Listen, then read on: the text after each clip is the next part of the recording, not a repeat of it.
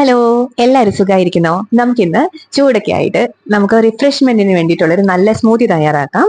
അതിന് വേണ്ടിയിട്ട് ഞാനിവിടെ 2 കിലോളം വലുപ്പമുള്ള ഒരു തണ്ണിമത്തങ്ങയുടെ കുരുക്കളെല്ലാം കളഞ്ഞിട്ട് റെഡിയാക്കി വെച്ചിട്ടുണ്ട്.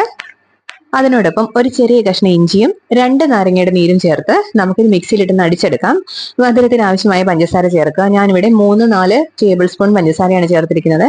നിങ്ങൾ മധുരത്തിനനുസരിച്ച് ചേർക്കുക കേട്ടോ. ഇത് അടിച്ചെടുക്കുന്ന സമയം കൊണ്ട് നമുക്ക് കുറച്ച് കസ്കസ് വെള്ളത്തിൽ കുതിർത്തിടാം. അതോടെ ചേർത്ത് കൊടുക്കുന്നുണ്ട്.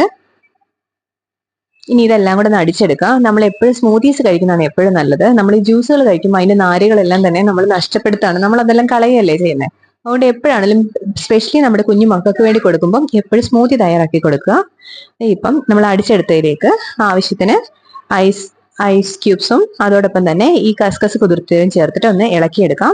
ഇനി നമുക്ക് ഗ്ലാസ്സിലൊഴിച്ച് സെർവ് ചെയ്യാം. നമ്മുടെ വീട്ടിലേക്ക് ഗസ്റ്റുകൾ വന്നാലും നമുക്ക് തന്നെയാണേലും തയ്യാറാക്കാൻ എളുപ്പമുള്ളൊരു സ്മൂത്തിയാണ്. അപ്പോൾ എല്ലാവരും ട്രൈ ചെയ്ത് നോക്കിയിട്ട് ഫീഡ്ബാക്ക്സ് അറിയിക്കുക.